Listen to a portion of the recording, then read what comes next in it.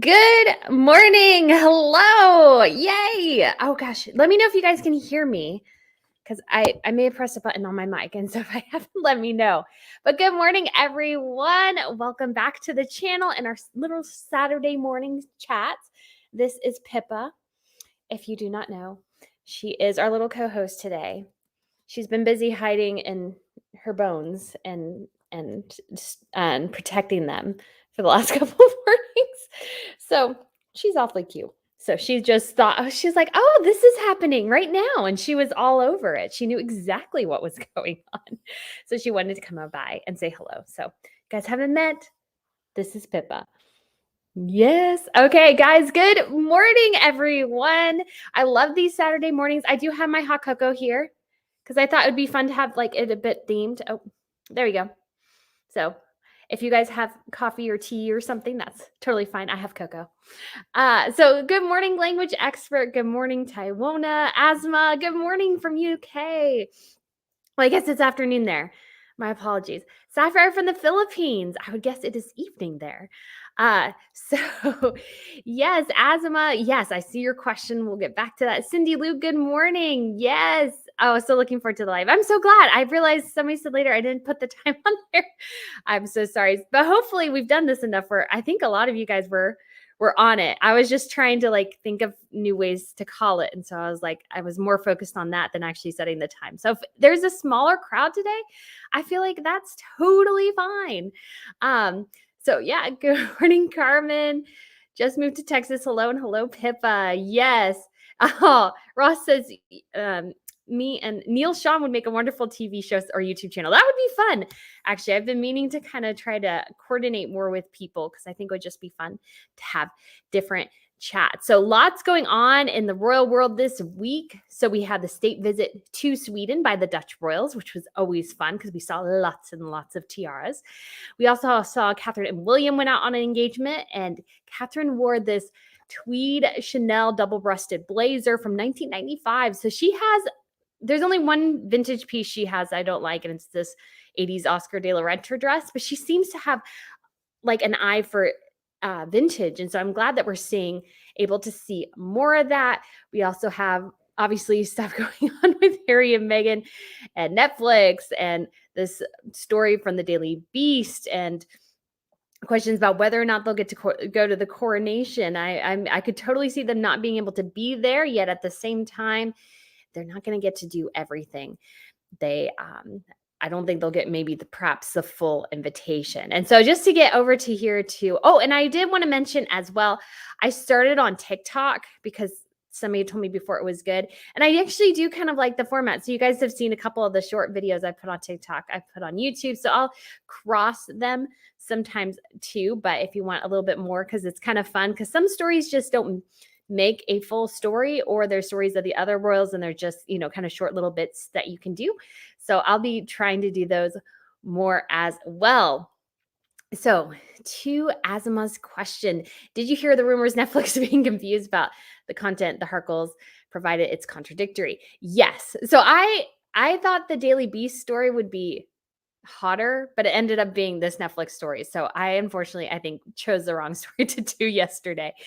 But I find the Netflix thing, I mean, to me, it just goes to again that their integrity is really, really beginning to take a hit.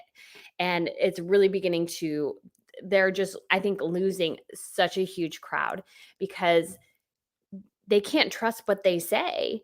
That's, I think, the huge thing is that it's becoming more and more apparent that these big companies that they've attached themselves to are really wondering whether or not Prince Harry and Meghan are truthful in what they're saying. It's like, so I totally get, and I think I put this in the video I did yesterday, that you can have two different people experience the same situation and kind of have two different sets of events. But Harry and Meghan, like, Harry should not be contradicting himself.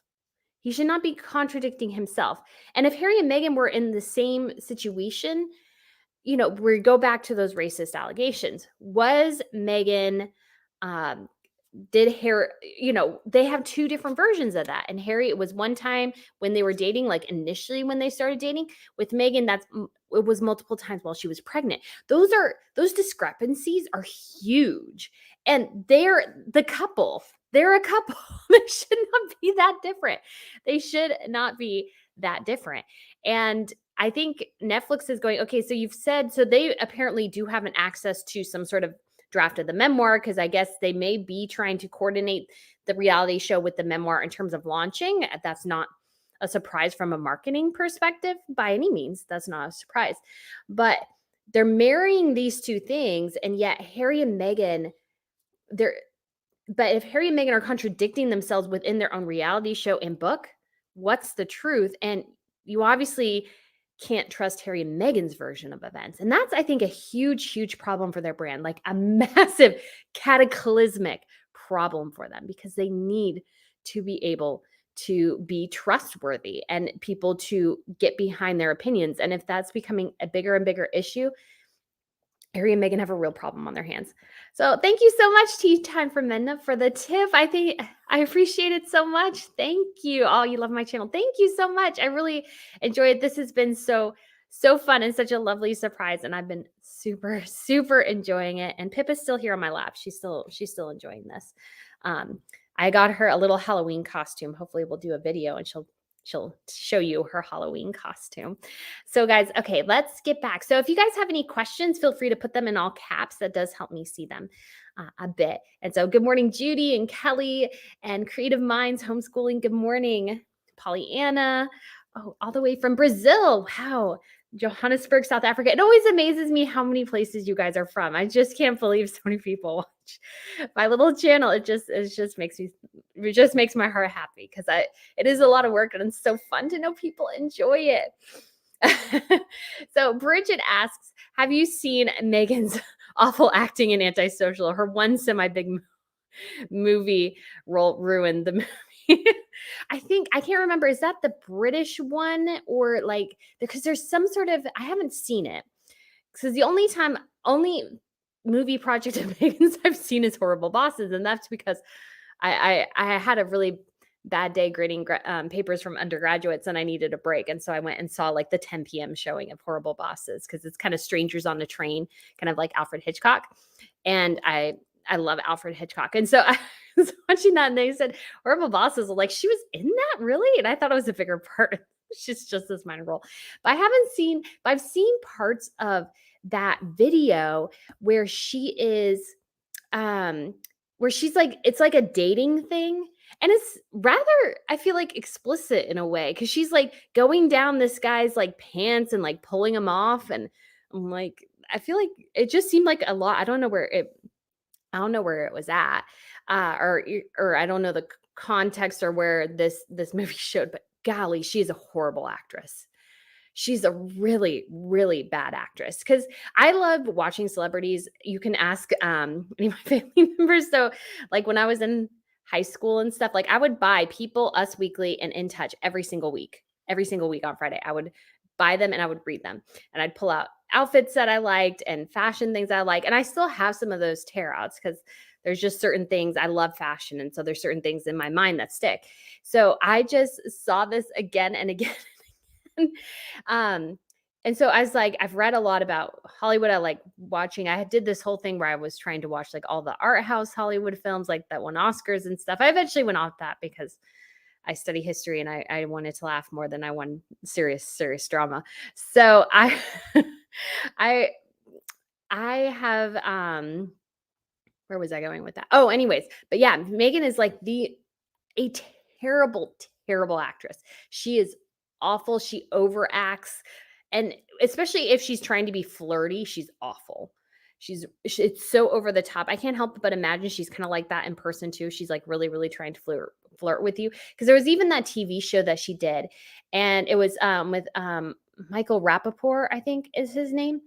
And he was on Friends. He was the police officer guy who dated Phoebe on Friends. That's the best way I can describe him. And so he was, it was his driven show, and it was like 2 seasons. I've read the synopsis of the show, sounded weird, but I saw the episode with Meghan Markle. Her goal in this TV show is to very, very, I think, just to be friendly with this guy, maybe put on a smidge of flirting, and then set him up with her mom. But no, she's like full bore flirting. And so he thinks that she's really flirting with him. And I was like, I don't doubt it because that's what she's acting like. So it was like, it was so overacting. I thought that it's just terrible. So, uh, hi, little lady D. Good morning in Massachusetts. Jenny Wren. Hi from Australia. Hello. I'm sure it's late there. Evie. Good morning. Liz. Thank you so much. Hi from Cape Town, Gothenburg here too. Oh wow. Hage Gothenburg. I don't know where that is. Is that in Germany? Poland, maybe? And I do see a question here. Sally Ann asked, do you think that higher forces are at play supporting Meghan to bring down the monarchy?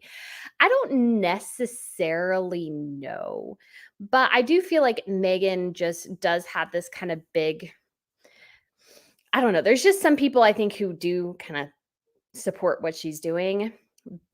But I feel like that sphere is dimming. It's slowly starting to kind of dim and dim. And I think that it's just one of those things where it's oh gosh, what is I thinking? It's just kind of one of those. Sorry, I got distracted because I have a little moderator helping me and I got distracted by that. So I'm sorry. Let me go back up here. So I don't think so, but I think there are people who are genuinely interested in helping Meghan because that she fits their narrative. So I think she gets a very positive spin, and definitely a lot of the American media, not all of it. I think it's starting to turn on her a bit, but some of it because everybody's so invested in her narrative as this first woman of color to marry into the British royals, even though she's not the first woman of color to marry into a monarchy, and she's definitely not the first woman of color to marry into the British aristocracy. And there's obviously rumors, I think, about Queen Charlotte. Is it Queen Charlotte? I think that's right. And her ancestry. So I feel like there's some people who are so attached to that, they're willing to kind of look the other way while Harry and Meghan do things. But at the end of the day, always money talks. And I feel like at a certain point, the money will start to dwindle because I don't think Harry and Meghan had that much of it. And so, April, good morning. Good morning, Brittany and Pippa from Texas. If the RF was racist, I truly believe their wedding would have been so extravagantly put on or wouldn't even have happened. They're spoiled children. Yeah, I don't think I mean, if it was truly racist, they would have somehow found a way to break Harry and Meghan up. And not give them very much, like, did not give him a lot of money, force them to have it in a smaller venue. However, I will also say that Meghan forcing Harry to make that very, very big, loud statement once they first started dating that, any comment against her is racist and that shaming all the British media, I think really put people like they took a step back and they're like, okay, because nobody really wants that charge. And again, I don't think anybody in the royal family is really racist. I think actually probably the biggest concern, perhaps from I think Prince Philip is the one who told Andrew, you date models and actresses, you do not marry them. I think her being a model and an actress, or sorry, I should say an actress because she's not that good. She was more an influencer type because she had one kind of major role. And I did find it interesting. I was scrolling through once, Sarah Rafferty's, I think is how you pronounce her name. Meghan's co-star in Suits, and she doesn't have really much of Meghan, but she praises a lot of her other co-stars, but not really Meghan. And her role looked great. The couple of clips I saw with her, I was impressed. But I don't think Meghan as an actress is all that impressive. And I think that's definitely a downfall for her. So Elsie asked, did you name your puppy after Catherine's sister? So I actually named Pippa. I was trying to find, so she's a Yorkie. And so I wanted to find a name that connected with like the dukedom of York. So, thinking, Prince Andrew. So I was like looking through like the list of, because the Duke of York title has been a very long held title. So I was like, there's got to be a woman somewhere in there with a name that I'll like. And I ended up finding, I think it was a Philippa. So technically her first name's Philippa, but I don't put it on anything because she only knows her name as Pippa. But her middle names are like, and I switch them around sometimes. It's like Beatrice and Eugenie. So Philippa, Beatrice, Eugenie for Yorks, for the York. I just think that's kind of fun. Azima explains that's the Dater's Handbook. Yes, so that's a terrible movie that I was that she was really weird. But I haven't seen the social one because I think that's the one she filmed in the UK. And like she had a really small part, but they kind of blew it up because she had started dating Harry, and it was kind of came out rather after, or barely was able to come out because she was in it after she started dating Harry because it was so bad nobody wanted to see it. Nobody wanted to see it. Moon Dragon question asks, are you considering YouTube membership for your channel as a way we can support your amazing work? I have considered that. I definitely have. My challenge is I don't know because I've started the fashion channel. So that will be launching tomorrow. So if you love royal fashion, if that's of interest to you, I should put that in the comments here if you haven't had a chance to subscribe yet. But I'm sure many of you already have, but just in case. But yes, I have considered that. I just don't know. I don't really feel like I have the bandwidth right now to actually create additional content for members. But I've kind of thought maybe an easy way to start out is, doing kind of live streams just with members. That way it's a little bit more, there's not quite so many people on. It's a little bit more intimate. Obviously that could go crazy too, but it would just be a way to kind of narrow things down a bit. I think that would be kind of fun. And because I'd love to create kind of some additional content, some behind the scenes. I need to start doing interviews of people because I have done that in the past and I really enjoyed it. So I need to kind of work on that. But there's just so much going on. And so it becomes very hard trying to manage it and working full time because it unfortunately I can't work from home all day and it takes me a while to get it. I do work from home a couple of days a week. So but I go into the office 3 days and it takes me a good, at least sometimes hour-ish to get home. I can get into the office in around 30 minutes, but getting home is always kind of a pain. So that kind of diminishes my time and ability to do certain things. And so, but I would love to do it because I'd love to kind of give a funner experience. So Azima asked, why does Harry attack Camilla so much? It cannot be all about Diana, can it? Well, I feel like when I look at I really do feel like somewhat of it is Diana. And I think some of it's driven by Meghan and Meghan kind of twisting the knife regarding Camilla. Because again, I feel like when I read through the Tom Bower book, this did make sense to me, is that Harry's not the type to actually learn from his parents' mistake. He repeats them. William learned from his parents' mistake and chose Catherine, who is kind of the antithesis of his mother in many ways. She's much more stable. She came from part of it's just, I think, coming to a certain extent from a very close family. Diana had a very fractured family. And so I think that all kind of culminated in, something William really loves his in-laws too. And I think that's something to hugely admire is actually having a fantastic relationship with your in-laws. I think that's a great thing because, a family should come together and they should kind of expand, not contract. Harry and Meghan says contracted. Basically, their family is her mother. And their children, that's it. And I feel like they only allow people to come in. The only people they allow to come in are those who they consider not worthy quite as much, but they consider them, they follow the party line, let's say. Whatever party line Harry and Meghan have created, they follow it. So I feel like Harry and Meghan and I feel like some of it is geared towards against Camilla. And I feel like Harry, again, didn't learn anything, didn't try to understand his father. Whereas I think William has really tried to understand his father, tried to understand his mother. And he's come to this kind of good, I feel like, even keel conclusion about kind of what happened in the Wales' marriage. And I think that's a really good thing. And I think he's healthier for it. Whereas Harry, I feel like, is very, very unhealthy in a lot of ways. So let's go back over here. Question. Becky Miller asked, I thought he liked Camilla. So he actually did praise her quite a bit in his 21st birthday interview. And he's gone back on that.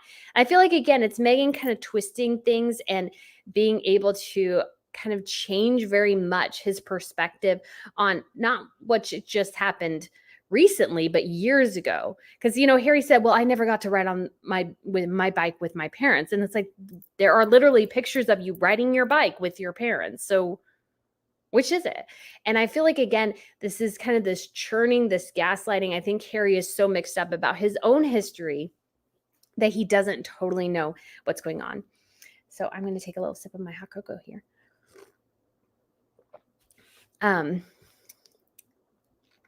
So Azuma asks, what's the difference between a docu-series and a reality TV series? This is kind of my personal opinion.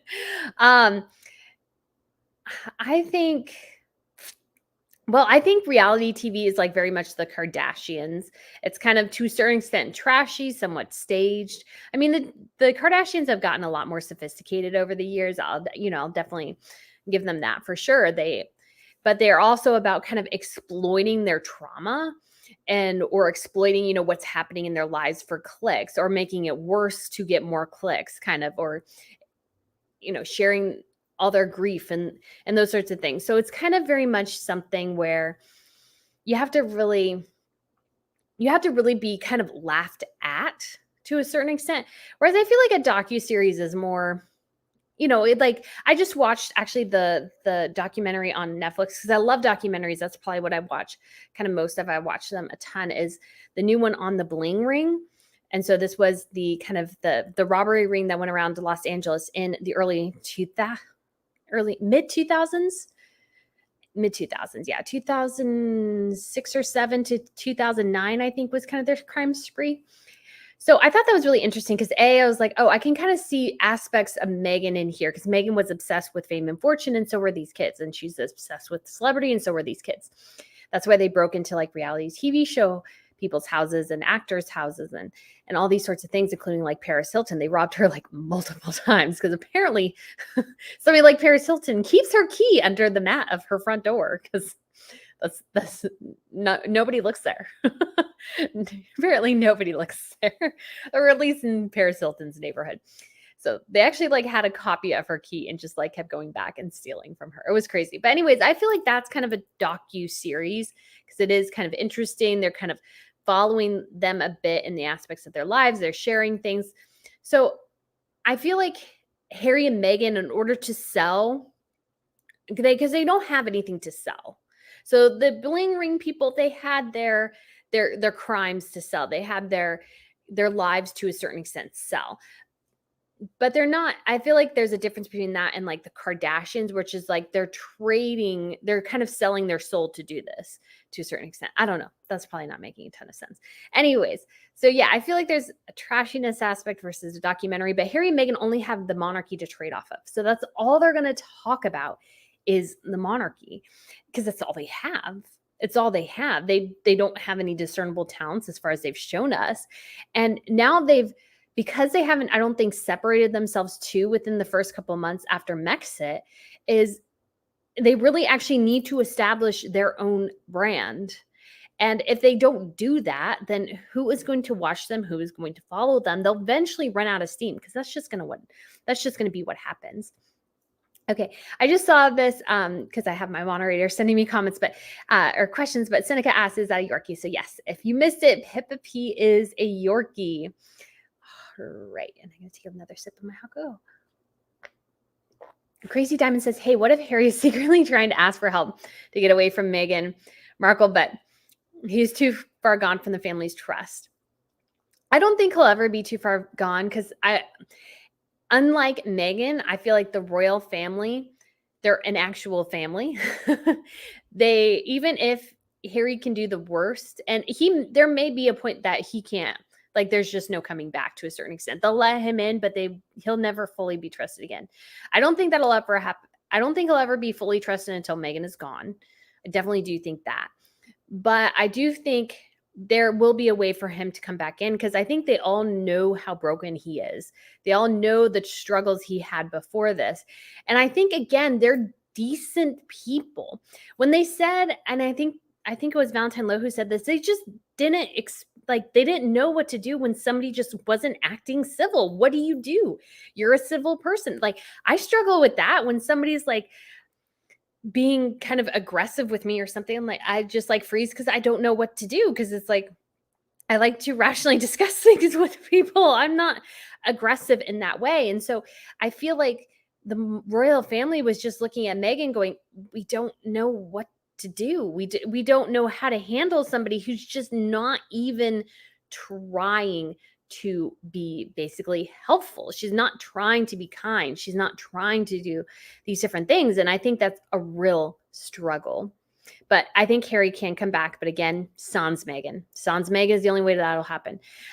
Michelle says, do you have paparazzi in the USA? Why no new photos of Archie or Lilibet? So yes, we do have paparazzi. I would say the paparazzi culture was kind of the mid 2000s was the heyday. So that was about 15 years ago was, kind of the true heyday of the paparazzi. So a lot of that has dimmed now, in part because social media has made celebrities so much more accessible that, photographers in the way they used to act, kind of when Lindsay Lohan, Paris Hilton, Britney Spears, others of those sorts were kind of running around and acting out, that was the time when the paparazzi really were kind of more stalking people. I feel like most of the time, if I see a paparazzi shot of a celebrity, they've 9/10 of the time have been called to take that picture. They've been called to grab that picture because of social media, celebrities can now be more visible. They can interact with their audience in a way more directly. Now, sometimes that's bad because I feel like they turn people off sometimes when they open their mouths, but I feel like that conduit is much more there. And so just the role of paparazzi has kind of toned down. And I feel like celebrities still do call them for certain things. They want to be caught up in certain things. And so, but I feel like the stalker history of the paparazzi has really disappeared. And so, yes, they definitely exist. I think the reason we don't have any new pictures of Archie and Lilibet is they're going places and we just don't know about it because most people are called anymore. They do live in Montecito, which is a little bit outside of LA, because in LA, there are certain places and venues that celebrities go to. So you can hang out there and you may get a couple of shots. I feel like most of the time they go to like big things like weddings and those sorts of things. That's when I think you see more paparazzi anymore. But I also think, and this is just my opinion, I don't know this for sure, I don't feel like Archie and Lily leave the house much. And if they do, they probably don't leave with their parents.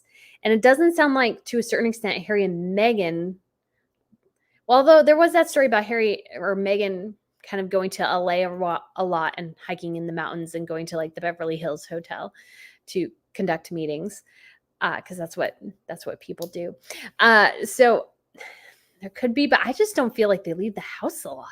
I feel like it's kind of become more of a prison even than the palace was. That's just my opinion. John Alvarez says, how many books do you have in your collection on the monarchy? A lot. And there was this used bookstore that I used to go to, and they had actually really great prices on books. So I would go about every weekend or every other weekend. And because I knew I was starting this channel and I knew I wanted to have kind of a lot of books on monarchies, I would just clear it out. Any book that had a monarchy connection, pretty much I bought. And so I have a lot. I mean, I would say, because the bookshelf I have in my room, I feel like most of it right now is royals related in some way. So I would say, I mean, probably at least 50. Because I would go there and I would buy at least 10 books at a time, usually, sometimes more. And that's not even all my book collection. I have a lot of history books related to kind of my passions in history elsewhere and stuff that I don't have actually, because I don't have enough room right now. So I have 3 bookcases, and there's actually a house plan I would love to build one day that has a massive like 2-story library. And that is my dream because I love it. But yeah, I would say I'd have at least 50 at this point because I had some from before, because usually when I travel too, I pick up books. So my biggest challenge coming home is always that I take books with me. And especially if there's harder things to get, some things internationally or they're cheaper in this particular location, because I got a lot of books in Poland. I think I got like 8 books in Poland, in part because they were really cheap and they were editions that I couldn't really find when I went on Amazon to look. And I actually have this old book that one is on like King George III, who was the king when the United States kind of seceded from the Union, or seceded from the UK. And then I also have one on like the love letters between Prince Edward and Wallis Simpson. So I like to find too those kind of older books that you don't see all that often anymore, because they have some kind of good tidbits. Nikki asked, do you think Meghan and Harry will bring the children to the coronation, go to the coronation and bring the kids? I think they will. They have to go to the coronation. I did that. I said that in my video today that I uploaded earlier this morning. They have to go to the coronation. They can't get out going. They've made their entire brand on being former royals. They have to go. In one way or the another, they have to be seen there. If they're not, I mean, that kind of plays into their narrative that the royal family doesn't want them. But at the same time, I feel like that doesn't do them real well either, to be quite honest. I think it's kind of a dangerous thing for them. So I feel like they need to go. They have to go. But again, we could see it very much like the Queen's Platinum Jubilee. They go to one thing, they don't interact with anybody, and they go home. Because apparently they didn't go to the after service lunch. They didn't go to kind of the Tripping of the Color celebration at, like St. James's, where the rest of the family was during the fly past section. So yeah. Grandma 1447 says, do you think Harry fell for Meghan because she kind of looks like Catherine and he was jealous of William and Kate's relationship and wanted it for himself, and that sucked him into Meghan's claws? My mom thinks that too, and I think that could be somewhat true. But I know for sure he definitely wanted a wife and he wanted kids, and that was his focus. So I do feel like that was very much it. But I think he kept, he's not really targeting the right people. And again, he's not, once you get to know him, I think a lot of people have said, he's difficult. He has a lot of wounds. He has a lot of trauma. He is difficult.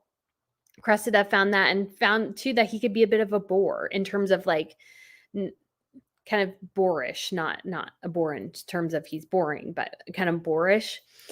And he kind of runs through his ladies somewhat quickly. And so I don't feel like that's definitely I don't feel like that's a great look for him at all. So so I kind of feel that. So he really wanted what William had with Catherine, but he kind of went about it, I feel like, entirely the wrong way. And I will say, I do find it confusing because I feel like Meghan looks and seems nothing like the women he dated before. Like Chelsea Davy, like she had great curves and stuff. And it looked like she both worked out and she had like this great outdoor love of Africa and stuff. Meghan has none of that. Meghan has a very square frame, very, very skinny legs. I would say, Chelsea had more of a traditional hourglass shape. I can't really say for Cressida. She wasn't as curvy, I don't think, as Chelsea was. I mean that in the way of like very, very slight curves. Yeah, because like if I could, like, I would love to look like Chelsea looked. She looked fabulous, I thought. And she still does, and because she lost a bit more weight too. And she still looks great. So I think she looks fabulous. I would love to actually get one of her jewelry pieces from Aya. I think that would be great. But yeah, I think Harry was vulnerable and desperate, and he got suckered. I think that's the best way to put it. Carmen asks, hi. I ask, is Meghan going to use a tiara if invited to the coronation? So it's hard to say how this coronation will look because we've heard very much it'll be a much more pared down coronation. I think there's kind of a double-edged sword to that, whereas it kind of looks good in terms of austerity. You also kind of need the pomp and ceremony of the monarchy to make it worthwhile to the public. So I would love to see glittering jewels. But I would say too, the last couple coronations we've seen in Europe, so this is Spain, Belgium, and then the Netherlands. So Spain and Belgium were both kind of scandal-driven abdications. So they were much more pared down ceremonies. I don't know if the kings before had something grander. So I don't know in terms of reference of what they have is if it's something's better or worse. I'm not sure. But I will say that I'm hoping that Kate and William are able to wear, or especially Catherine. I don't think Kate and William will wear crowns. Because Charles didn't have a little crown. But Queen Elizabeth, when she was a child and her father was coronated, she had a little crown, and so did her sister. I don't think we'll see anything like that for like the Wales's kids. I do think Catherine will wear a tiara. William will wear perhaps some sort of diadem. That's entirely possible. But I don't think many others will. I don't think there'll be a ton of people in that room in tiaras like there was when the Queen was coronated. I just don't think that'll be how it looks. And I'm a bit disappointed because the Brits already have a much more pared down tiara tiara events than the rest of Europe.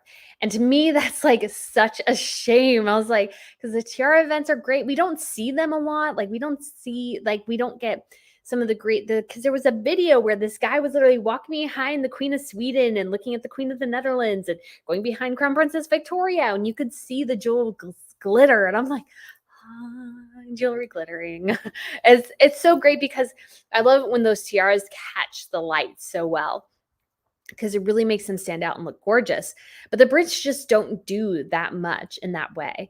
Actually, one of the biggest disappointments for me about Catherine and William's wedding is that her tiara didn't really glitter because of how there just weren't very many diamonds. Like Diana's tiara glittered a lot in the light during her wedding. Catherine's not so much. I think it was because it was more flatter. I think perhaps Meghan's probably glittered more, I would guess.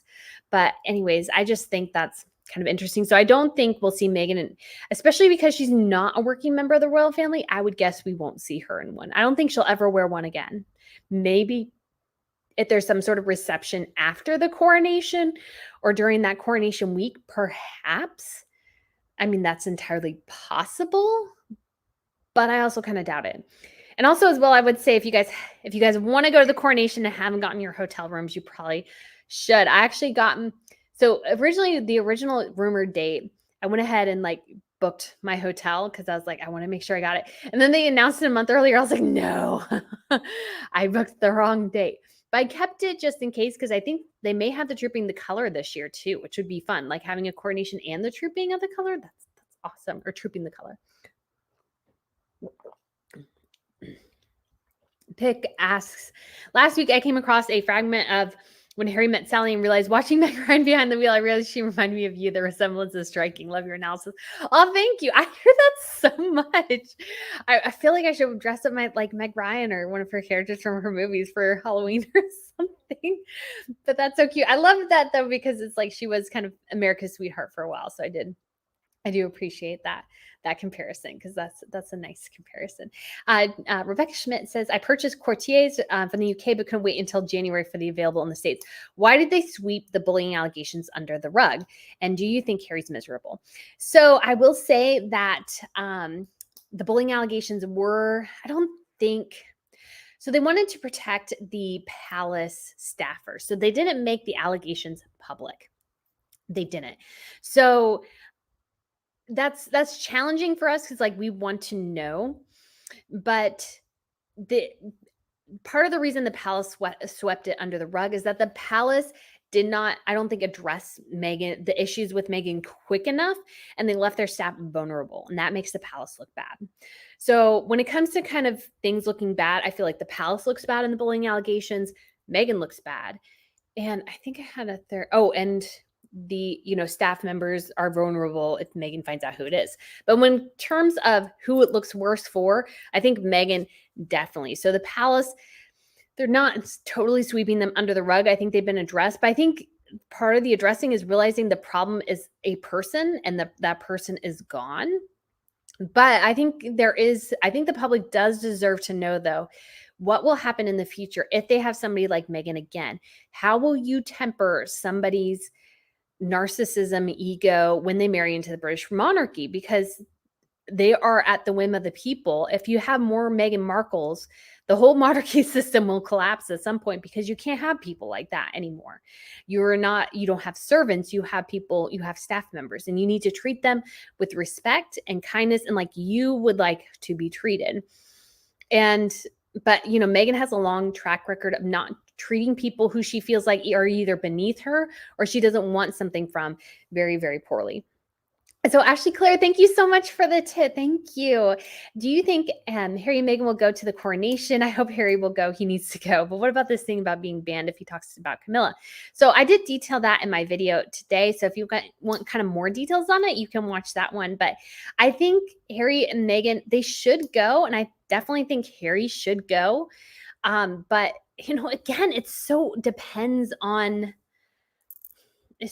what's going on with Harry and Meghan. And if they release Netflix and the memoir, and what does the memoir say? What does Netflix say? And will they reverse course all of a sudden once they get their way? And I think the palace is genuinely concerned about that. That's a huge concern. So it'll just be interesting to see how that is something that's managed. So American Woman, thank you so much for the tip as well. And it says, I think Harry is the type of person who isn't happy unless he's unhappy. That was indulged when he was a child, and now we see the results. I could definitely see that. I could definitely see that. Not being happy unless not being isn't happy unless he's unhappy, or unless he's making everybody else miserable. Or, some people just wallow in their misery and they kind of use it as a shield to not do things, not say certain things, or just to go. And we all know those kind of wet blanket types and, kind of Eeyore types. And I don't know. To me, I'm always a half glass full type of person. So I'm like, yay. But I think, again, Harry loves his misery and he loves that, he's making his family miserable because he just doesn't feel like he has the status he should, I guess. Someone asked, blah, blah, I think it's blah, blah. Yeah, says, hi, I wanted to know more about your viewpoint about why the Danish titles needed to be stripped. Why not keep the titles, but their future spouses and children can't have them? So that is an interesting question. Again, the timing of that whole thing was a bit bizarre. It was not handled well in the slightest. I don't know what the queen was thinking. I don't know. I don't know what she was thinking. Don't know at all. But I think it was something that was going to happen at some point. And I think perhaps either the government was putting pressure or she just was trying to, maybe she knows she has perhaps cancer or something. And she's like, she wants to go ahead and set it up now and make her the fall person rather than her son, Crown Prince Frederick. I could see that being the case. It is her 50th year on the throne. She's looking at her legacy, looking at her future. So I think, again, it was something that needed to happen. It was probably something that was always going to happen.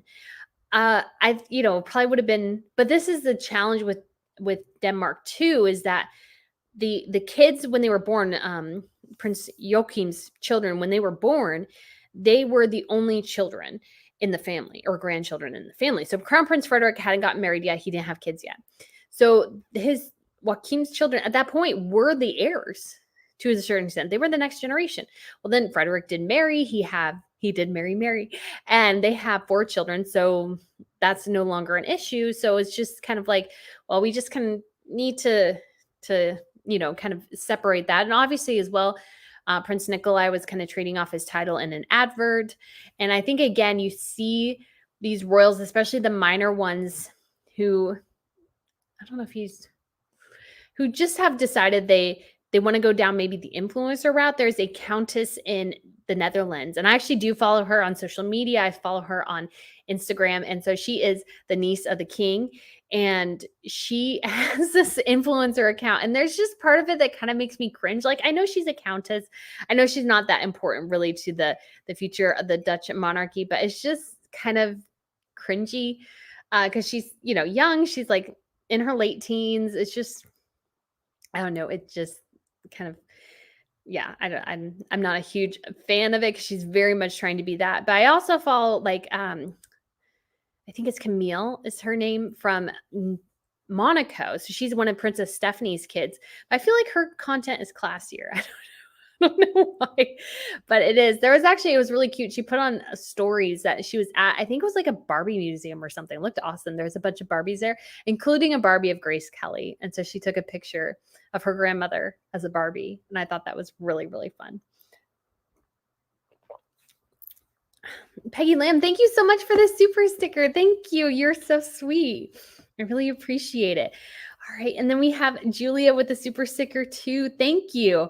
Oh, Sam Carpenter. Wow. Thank you so much for the tip. I really appreciate it. Love the videos. Keep up the great work. Thank you. I do absolutely love this. It's so, so fun. Because I was thinking, I think it's so fun with social media now. Like, you can create kind of your own platform and, your own things you want to discuss. You just need to find other people. And I think I created the content I wanted to see that I didn't get to see much of. And that was my passion. And so I'm really glad you guys are all enjoying it because it is so, so enjoyable. I so love it. And I'm so grateful for all you guys who listen to me. It always surprises me. I'm like, wow, people listen to what I have to say. So I'm so grateful. And Bridget, thank you as well for the tip. Thank you so much. Kelly Miller says, did you hear that Meghan is starting the rumor about William having an affair again? Apparently Harry has written a chapter about it in his upcoming book. Yes, I did hear that. I hope that's not the case. Again, we have no evidence for this. And I just find it annoying that this rumor refuses to die. And so I'll say this. I feel like in aristocratic circles, there is generally, I think, a more acceptability of cheating than there would be in normal circles. And I think some of this comes from the legacy that, again, marriages back in the medieval times, back in the Renaissance times, back even a couple, 100 or so, 250 years ago, marriages were kind of alliances. So you had two people who maybe hated each other, but they're like, their parents were like, well, you know what? They have this sawmill, we have trees. So you know what? Let's just get you guys married and bada bing, bada boom, we have a business. So I feel like some of that kind of legacy of you marry somebody for kind of business dynasty purposes, but yet you kind of both agree, well, it's mostly the man. I shouldn't say always woman because that was much rarer. Always a man kind of generally was allowed to kind of do his own thing to an extent. I feel like that's not some of that legacy, that mentality, I feel like kind of still remains, but that shouldn't be as much of an issue in monarchies anymore because people are all marrying for love. So that shouldn't be much of an issue. And granted, William could have cheated. I have no idea. I have no idea, but I feel like to me, especially in the beginning of his marriage, sometimes it looked a little bit more tense, but maybe he was just kind of adjusting to the fact that, there was somebody else with him on these engagements. He had to look out for her. And not that he didn't want to do that, but there's something where it was kind of an additional stress to a certain extent for him. But anymore, I feel like he looks incredibly settled. He looks like he loves his life. He loves his wife. He loves his kids. And to me, I mean, again, that doesn't mean he can't still stray because people are complicated. But I do feel like he looks to me like a man who's very content and happy. And he doesn't look, I mean, Harry to me looks miserable all the time. So I don't know. To me, I just don't see it. And again, Harry dredging this up, if he does in his book, does him no favors, I think. Because again, unless there's pictures somewhere that he's going to publish, it's still he said, she said. We have no idea. Kristen Lorendo said, but honestly, how likely, since they have 2 children, what do you think would be Harry's breaking point for divorce? I think would be realizing that a lot of what Meghan told him was a lie and then questioning a lot of things. I think that would be his breaking point. And I think it would be something like, perhaps if it was something related to his family, I think that could be the breaking point. And I also feel like missing time with his grandmother, missing time with his grandfather in their final days, that's going to come back. If that's not haunting him already, that will be a mistake he regrets for the rest of his life because he was in the UK when she died. He could have taken a bit of time, even an hour, and gone up and seen her. He decided not to. And that's on Harry. That's not on anybody else but Harry. And I think that resentment, if it's not already there, that he's lost so much of his family, will really start to grow and dig in. And that's a wound that'll fester. And I also think as well, I don't have any evidence of this whatsoever, but I would imagine to a certain extent they're under a lot of stress. They need to get this book deal and this Netflix stuff done, or else people are going to start asking for their money back. I think that house is a money pit that they bought. They had pipes issues, which I actually suggested could have been an issue in my video because it was an issue with my parents' house, and they had quite a large house for a little bit. And it's having a large house is difficult to maintain. And I don't think Harry and Meghan probably thought through the money they would be dumping into their house. Money woes are always a stressor on a marriage. They always are a stressor. So I can't imagine that they're not dealing with a decent amount of stress right now. And I think that'll just continue to grow. Weber asks, hi y'all, have you seen the 9 times Meghan plagiarized? Search for it online. It's really obvious Meghan is stealing others' words. Yeah, I think she does steal words. And I do think also what she says is very banal and kind of vain and kind of empty, what she says. It's very hollow. She says it with such conviction. But if you actually read it on paper, if you really thought of it, you go, yeah, you're not really saying anything. You're not really actually saying anything of deep value. And who knows, for me, maybe I'm not here either, but I'm not also asking people to pay me like a whole bunch of money to speak in front of people and talk about myself for 7 minutes. So I do. I mean, I show you guys Pippa, but she's really cute. She's sleeping right now, so she's pretty content. Because she hears me talk to myself all the time. She's like, "Oh, this is just mom. She's just talking." Asma asked you, they spend any time with their kids? I don't know, but honestly, I've never seen Meghan as really maternal. I just haven't. And so I don't know if she, I mean, I would hope she does. I hope to goodness she's a wonderful mother, loving mother, that she spends a ton of time with her children. I mean, that is what I hope for them. That's what I hope for her. That's what I hope for Harry. But I could also see them, I feel like they spend a lot of time without the kids. Because it's like they went to polo without the kids, and that's like kind of a kids event that you can go to. They went to the Platinum Jubilee and did not bring their kids really around any of the other family members. They didn't bring them to watch the Trooping the Color, which they could have. Louis was there, and he's only a year older than Archie. And I'm sure, baby August was there, because we know that he was with his mom on the roof of St. James's Palace while they watched the fly past. We know he was there. So I imagine most of the kids were there. Most of the kids were there in some way or another. So I feel like they don't bring them around people. And I just find that incredibly, incredibly sad. I grew up away from my family. We didn't actually live all that close to my extended family. So I don't, I see my cousins maybe once a year. And I didn't grow up around any of them. And I do. And some of them were significantly older than me. So that would have been, it would have taken us a while. But it is something that makes me a bit sad to a certain extent. So it's like, I feel sorry for their kids. I don't feel like they go around much. Who is your favorite monarch through all time? That's a good question.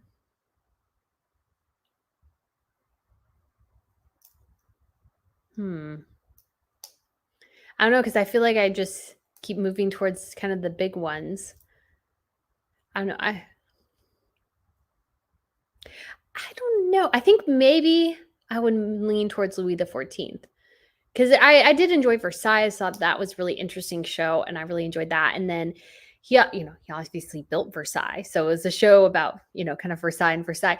But I did read a book about him, and he was kind of really interesting guy, and very smart and intelligent. Because I think it's interesting that in monarchies, and perhaps this is in families as well, you get a bunch of these people that are kind of mundane, and then every once in a while you get somebody who's kind of visionary and brilliant.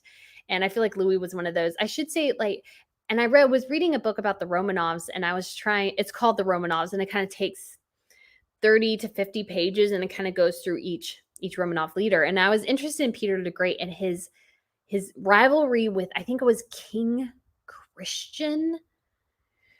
I could be wrong on the name. King Christian of Sweden. Like, they had this huge rivalry, and they had met on the battlefield several times. And King Christian, he didn't, I don't think, had a wife and kids. So I think he was just kind of obsessed with beating Peter in some way.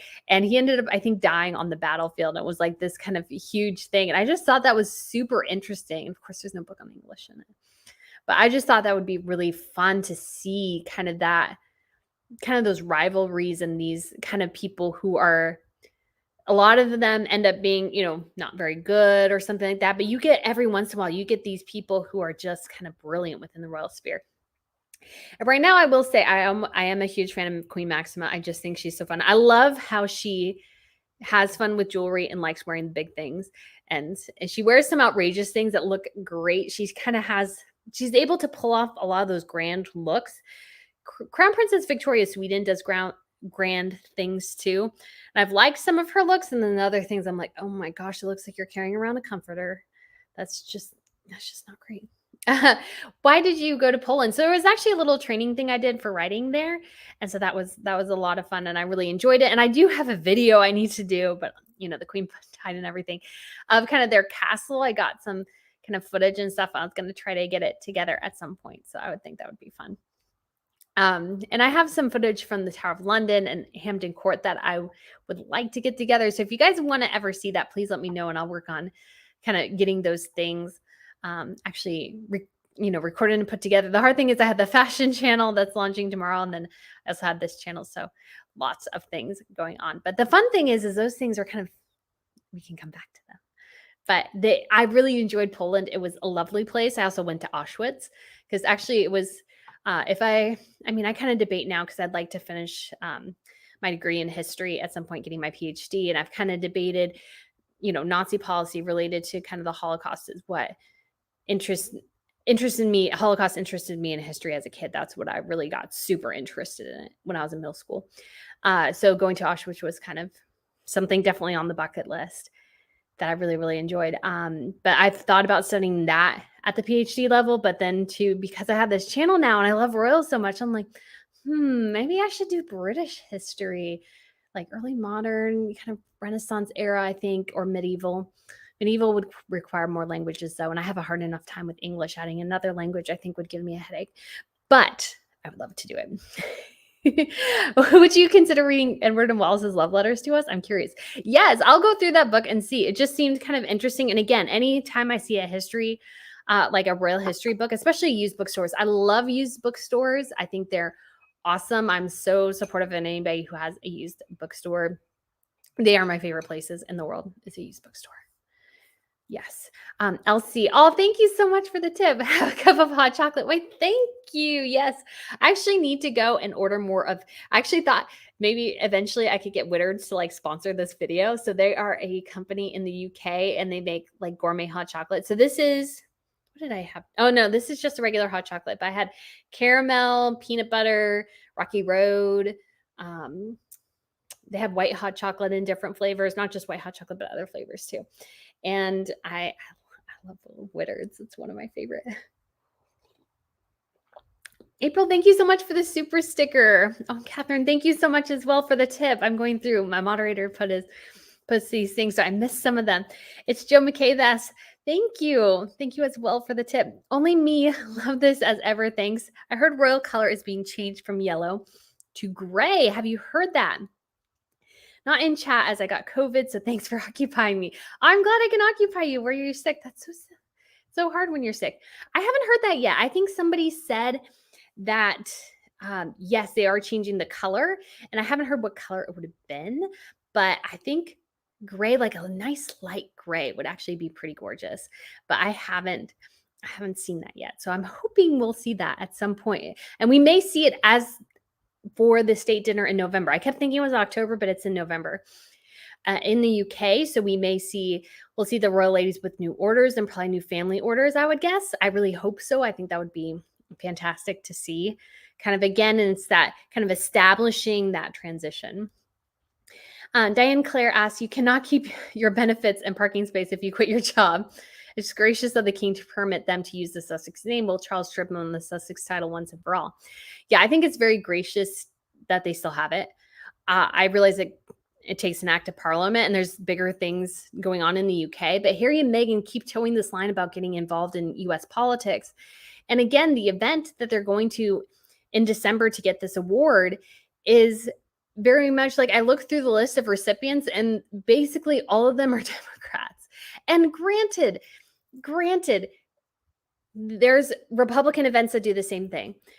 But Harry and Meghan, if you want to create a global brand, a brand that a lot of people can get behind, you can't let your politics drive you because you will alienate half the people. At least in the United States, there is very much a divide on certain things in the party. And sometimes I think those differences are too stark. But again, I feel like Harry and Meghan completely overdo it with leaning on the Democratic Party, and they just come across a bit kind of as hacks for doing it. I just don't think it's the best decision.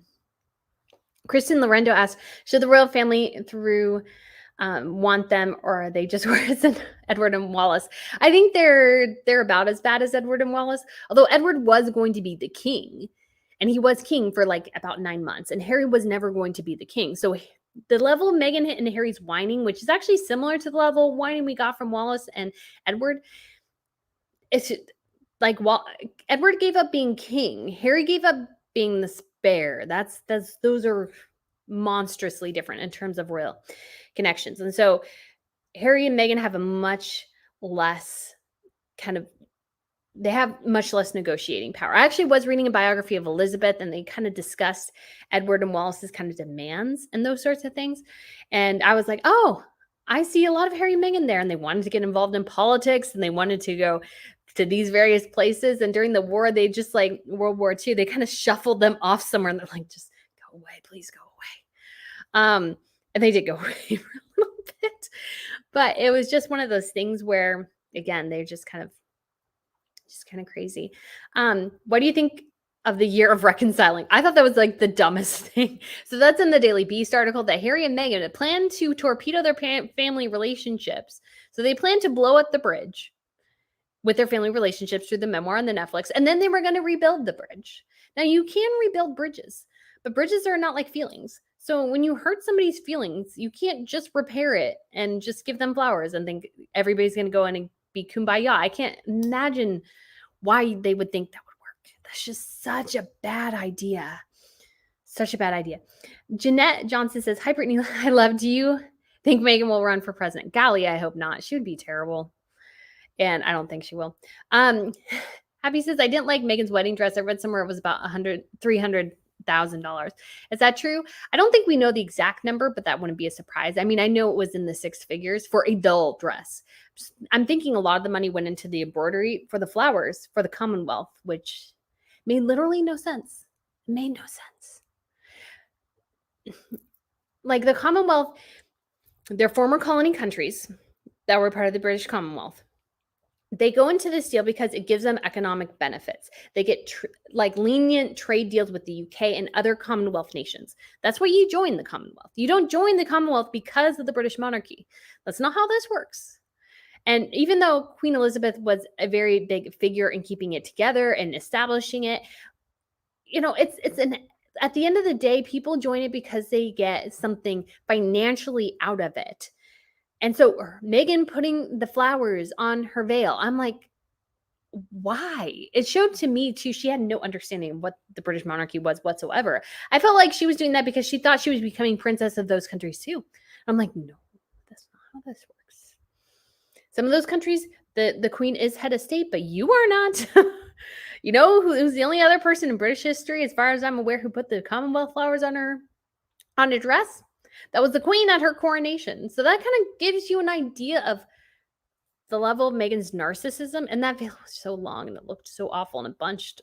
Ugh, and it dragged on the ground. I was like, so you spent all that money putting all that embroidery on for only to get dragged through the dirt. Now, granted, wedding dresses do drag on the ground, but lace is very delicate. Why would you do that? Why would you do that? I don't know. If Archie and Lily get titles, does that mean Harry and Meghan can't be prosecuted for anything? I don't think so. I can't see that would be the case. Let's see. What do you think of the rumor Catherine giving an olive branch to Meghan? So this is from Tori. I mean, I think, again, the British monarchy, they're decent people, so they will be open to things. But at the same time, I think they're also aware that Harry and Meghan will just kind of throw it in their face at some point. Kapla, thank you so much for the super sticker. I appreciate it. We also have Lori's super sticker. Thank you so much. And Ace as well. Thank you. I appreciate it. I just wanted to sit and watch your channel. I love your channel. Thank you. Thank you. Yes. If Meghan leaves, would the RF take Harry back? This is from PGI Joy. I did answer that similar question earlier. I think yes, they'll definitely bring him. They'll definitely welcome him back, whether or not he actually works as a working royal, if he has the same relationship with his family as he did. I think those are all huge questions.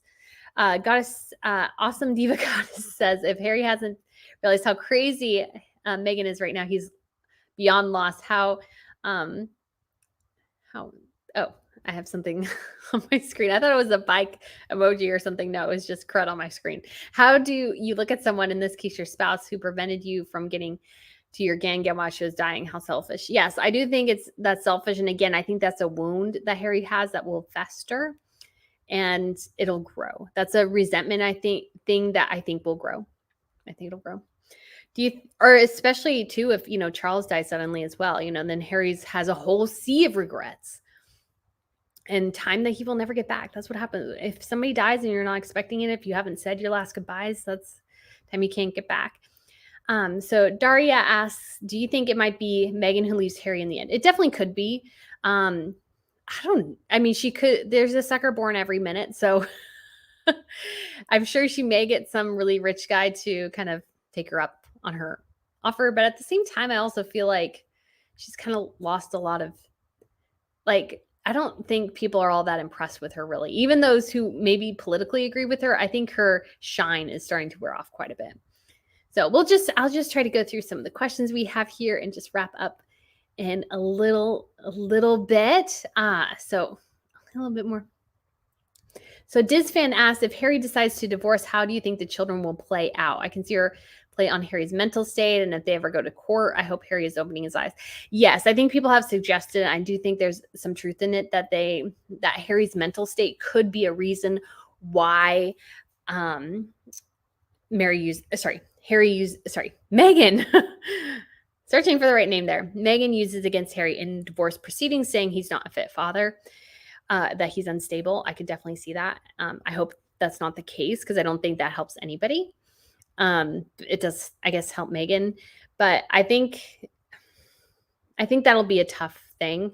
And I think definitely there'll be a huge fight over it, because part of the thing is, and I don't remember exactly how this works, that to a certain extent, Charles may have some custodial control over Harry and Meghan's kids, because the Queen had some custodial control over the Wales's children, or the Cambridge children as they were when she was still alive. So I don't know if Charles has any say in that, but Harry's now stuck in the States probably for the rest of his life, to a certain extent, or at least the next 20 or so years. And his kids probably won't go back to the UK a lot.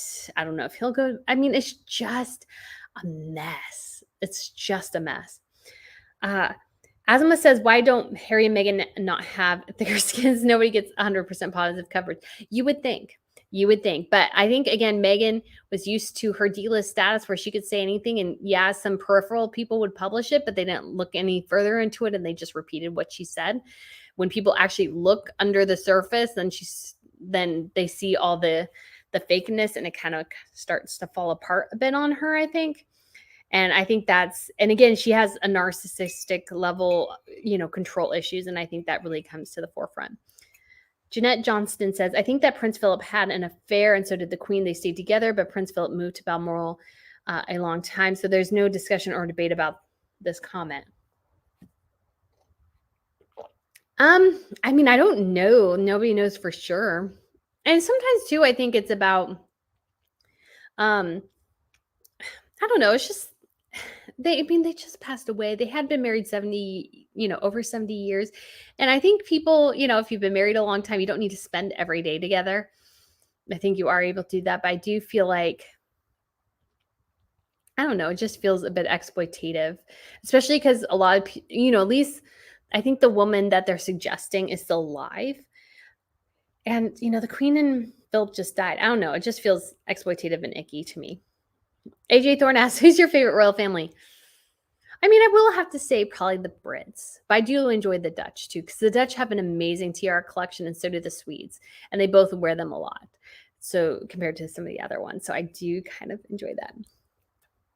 Now Alice says, what do you think about the controversy of Queen Camilla wearing the Koh-i-Noor diamond crown? I think that's kind of an interesting argument. And I actually was going to do kind of a little TikTok on that, and probably a couple sections, because I did a little bit of research on it. And granted, the diamond that they got, it was given to them by a Maharaja who was like 11 years old. So I understand he was 11. He was probably forced to do whatever he was doing. He didn't really understand the full implications of his decision of giving up the diamond. But at the same time, it's kind of one of those things where it was legally done. It wasn't stolen. It was given. And I think it was, I can't remember if it was the president of India or the prime minister. I think they have presidents, or do they have prime ministers? I don't remember. Said that one of the things, or no, it was somebody in the government. I don't think it was the prime minister. Somebody in the government mentioned that they did want it back. And then the Solicitor General is like, it was legally given. There's nothing we can do.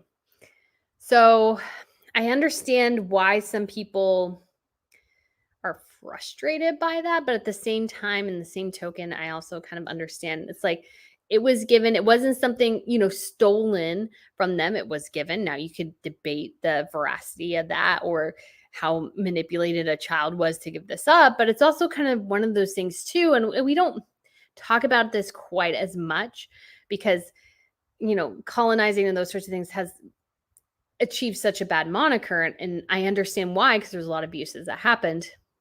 But throughout history, if you conquer a country or a society, you tend to take things. That's just kind of how it goes. So from a historical standpoint, I don't think they have a huge leg to stand on. And so I see this in terms of like, the temple in Jerusalem that was sacked and everything was taken and all the gold smelted and burned down. We have the temple of Artemis in Ephesus. I think that was, I can't remember if it was conflict or just time. Anyways, maybe it was a statue of Athena in Athens was melted down. Or no, maybe it was the one in Olympia. I can't remember. One of the statues in one of the temples in ancient Greece was melted down because it was conquered and they destroyed whatever building. That's just kind of how things work. You end up inheriting or taking or being given precious metals, materials, those sorts of things when you do technically conquer or are able to successfully, from a position of power, negotiate with another entity. That's just historically how it works. So I feel like in terms of historical situations, I can understand why the Brits are like, well, this is kind of ours. But I can also see why India would want it back, although Pakistan and Afghanistan both want it as well. Somebody mentioned breaking it up into 4 pieces. Like, no, don't do that. That's awful. Don't do that to that kind of diamond. But I can also see why they would be hesitant to wear it because there are some still sensitivities in that issue. Again, it's all kind of complicated. KDB says, MD at KDB, I cannot get past the look on Harry's face at the UN when he pulls his hand away. I hope he has the strength to leave her. I thought that was very sad too. I just thought that was very, very sad too, that he wanted to pull his hands away and it was just, she just grabbed it back. Daria asked, would you feel the same way if Harry and Meghan leave Republican? Yeah, I would. They don't need to be interfering in our election process, especially as Harry doesn't even understand what the First Amendment is. And that's like the simplest amendment. You have the right to free speech, free association, and free press. And if you don't understand that, I really question why you should be voting. Because it's not a hard concept. And I realize some speech not everybody likes, but that's kind of life. So I almost lean more towards a libertarian direction to an extent. Because it's like, I believe at the end of the day, good ideas win. Good ideas will win. Bad ideas will fall. That's just, how history works. At some point, if something's just not working, it just kind of does eventually dissolve and disappear. So that's where I think, but I don't think Harry and Meghan have any business getting involved in our elections, getting involved in politics under their titles of Prince Harry and Meghan Markle, the Duke and Duchess of Sussex. Now, if they just went by Harry Mountbatten Windsor and Meghan Markle and kind of gave away all their royal titles, sure, they can do whatever they want. I don't care. But I feel like they cross a line when they're saying, I'm the Duchess of Sussex, ergo, ex-senator needs to take my call. That I don't agree with. Nobody would give her the time of day if she did not have that title. Nobody would give her the time of day. And that's my feeling on that issue, is that I don't want anybody with a title saying, because I have a princess title, you need to listen to me. Now, celebrities do the same thing, but to a certain extent, if you're an actor and you're acting and you have like a talent you're doing, then I give you more pass than if Harry and Meghan, they don't have anything except for what a foreign power gave them. That's where I'm sorry. That's where I draw the line. Where do you think Harry and Meghan will be sitting for the coronation? Far in the back, I hope. Because again, they're not important to this process anymore. They gave that up. Pacific asks, have you seen the photos, etc., of William and Kate's visit to the Polish concentration camp years ago? Yes, I have seen it. It's been a little bit, but I have seen that. And that was really, really, really great. Although I will say I was disappointed Catherine wore sandals because I don't think I could wear sandals in a concentration camp. Especially if they had a crematorium, because the ash and everything, it does accumulate in the ground and it does accumulate in the area. So that's just I just would not ever wear sandals to a concentration camp. I just wouldn't. Because it sounds weird and morbid, but you are kind of walking on human remains. So that's why I would not do that personally. Michelle asks, have you read The Accursed King, the book that inspired J.R.R. Markle? I think I actually did get that because I remember. So I actually started reading the Game of Thrones before it was Game of Thrones. I started reading those books. I actually read the first one, and I did not like it, in part because the wolf died. One of the wolves died. I don't know if that's spoilers, but one of the wolves did die. And I just didn't like some of the characters. I didn't care to follow them. So at some point, when and I don't necessarily always like watching people enact terrible, violent things because I've read about it in actual history books, and I feel like my own imagination can do that work. I don't need somebody to act it out for me. I just don't need that mental image. Like, still like the beheadings and the Tudors still makes me cringe. Because that actually happened to people. And it's a terrifying thought. But I do enjoy, but I did actually try to get the books they were based off of because I thought, I would rather read the book and read the actual history than read the fantasy in it. I know that's probably makes me weird. Sarah asks, why didn't Harry visit the Queen before her passing? No idea. He had time. He had opportunity. That's all on him. All on him. Nidal says, what do you think of the country? Oh, yeah. So I already addressed the Koh-i-Noor. Oh, John Alvarez says, what's your top favorite Alfred Hitchcock films? So Psycho, Rear Window, because Grace Kelly is fabulous. Her fashion is fabulous in that movie. And I love how it is, contained. I love when Alfred Hitchcock does contained films. It's really, really interesting and unique. And I just kind of love that. So that's just because it's all contained within this apartment complex. And you get different sides. I did just see Dial In for Murder again. I do like that one, but I wouldn't say that's my top 3. My other one would be probably, because I'll probably watch Psycho soon, Rear Window. Oh, and I did like The Trouble About Harry. That was fun. That was actually a lot of fun. I have only seen that movie once because I actually have a British DVD collection of it because I bought it when I was living in the UK for a couple of months because it was like 20 pounds or something, or 15 pounds. And I was like, you could get like all the Alfred Hitchcock movies. I was like, this is great. This is awesome.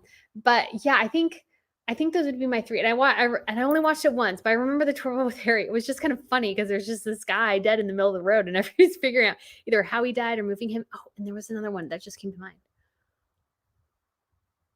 Oh, what was it? Okay, no, I don't remember. But yeah, I do absolutely love Alfred Hitchcock, and because I love old movies, because I do think they're fun. Cindy Luz, thank you so much for the super sticker. You are so kind. Gloria, thank you so much. Do you think Harry is suffering from Stockholm syndrome? Maybe, probably. I think he's so twisted. He thinks up is down and down is up.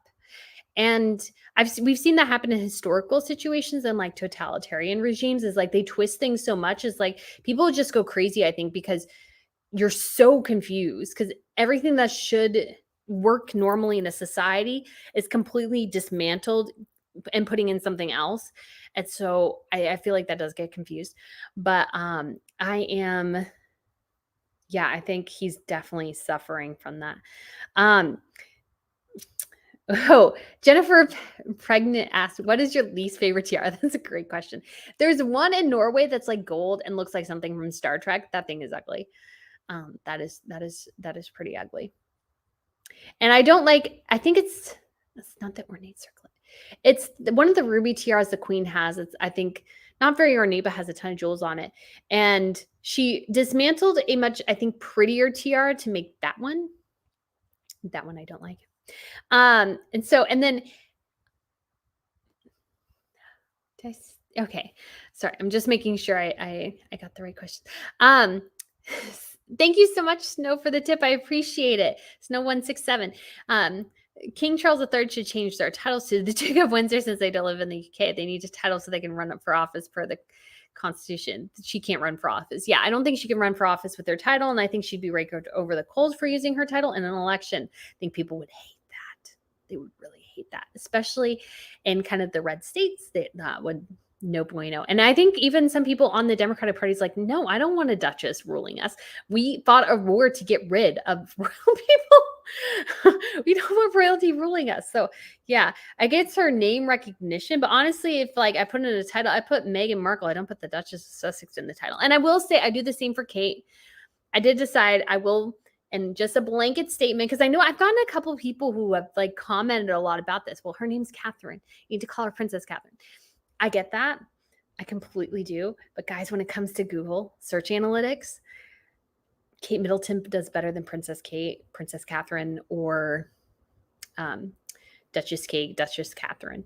So I am against that. But in titles of the videos, I'll probably say Kate Middleton, just because actually that is what people still continue to search for.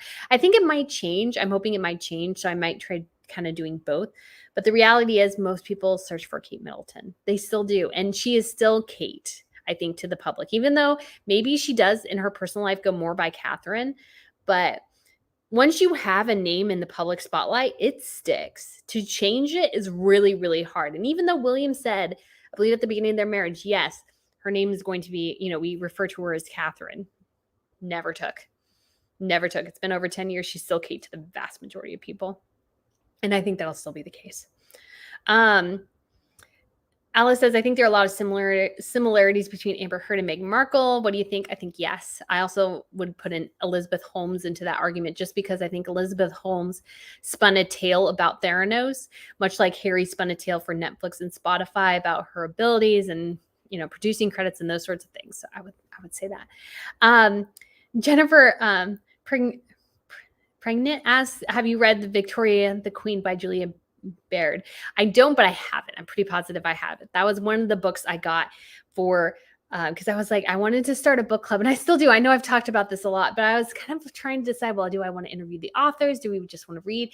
And it's hard too, because not everybody gets access to books at the same time, because some of them are published in the UK and not the States and other places. So it may be something where we go with older books and then bring them in.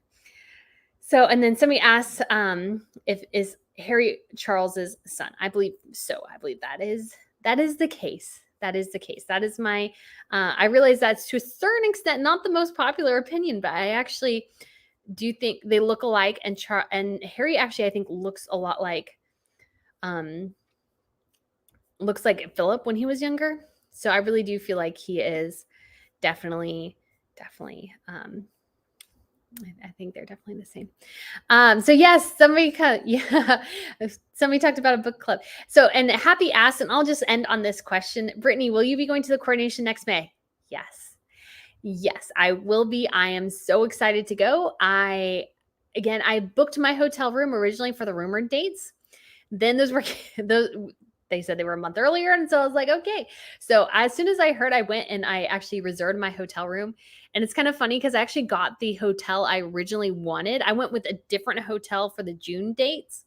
And I actually ended up with 2 different hotels because I didn't plan my days right. But I ended up getting, so I have one kind of in between Windsor and, Westminster and the palace. So I'm hoping to maybe somebody would love me to like do coverage. I don't think I could actually do live coverage necessarily in terms of how like the actual news organizations do it, because I would just not have the manpower, probably nor the tech to do that. But I will be there. I will absolutely 100%, 1,000% be there. And I'm so excited. So excited. So I just yes, I am. Yeah. So I'll be able to share. I did share a bit when I was at the Queen's Platinum Jubilee, which was a ton of fun. And I'm so glad I went. I got to see the Queen. I got to be in the mosh pit in front of the palace. It was awesome. It'd be nicer to actually be, what was I thinking? It'd be nice to be, kind of having like a news booth so I could be closer. That'd be fun. So that would be awesome. And Kat, thank you so much, Kathleen, for the tip. I really appreciate it. You are so kind. And again, thank you, Sam. That was such a kind and generous tip. I really, really do appreciate it. But guys, I think I'll just go ahead here and see if I missed anything. Kristen, thank you for your content. I love British history. Yes, just making sure, see if there's anything kind of big that I missed. Guys, I so appreciate you guys joining me on Saturday morning, especially because I didn't announce the time. But I'm so glad you guys are kind of know the time now. So this will be, 10 o'clock Eastern time, I think 3 o'clock in the UK. So I am so glad you guys are able to join. And again, we will do these weekly. If there's something that comes up, if I have like some other things going on, I'll always let you know. But I am so excited. And I will bring you guys the best coverage that I can. I actually had a former coworker who said he might be going to the coronation. And I was like, I wonder if I can use you just for like having extra hands. So I'm really excited about that. But guys, thank you so much. I hope you have a great rest of your Saturday, either morning or evening or afternoon. I hope you have a wonderful, wonderful day. Thank you so much for joining me.